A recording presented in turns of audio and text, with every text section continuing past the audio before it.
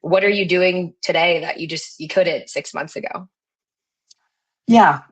So one, as you kind of showed a bit in your presentation, there is a bit of us really taking a lot of the kind of legwork out of some of the insights that we would have. So like a great example, I'm an old school workforce guy. I've been on the hook for those various understanding of tell us why we didn't meet service level. What are the goals? Those are the things right now. Today I have a lean team, but I can effectively go interrogate Claude, use the MCP server, and be able to get those insights within like 10 minutes on that. So there's a huge gain there, but also it's allowed us to do much more complex pieces. A great example, because we're fairly young, the forecasting that we do on the CX side, it's a lot more complex.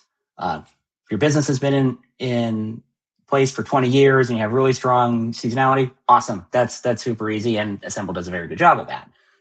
If you're in a world like us where we're very focused on what is the marketing plan, how are we pacing towards our revenue targets, what does that imply in terms of our customer acquisition, that gets a lot more complex. And a lot of what we've been able to do is leverage the MCP server for Assemble, bring those metrics out, do much more complicated forecasting using Profit, which is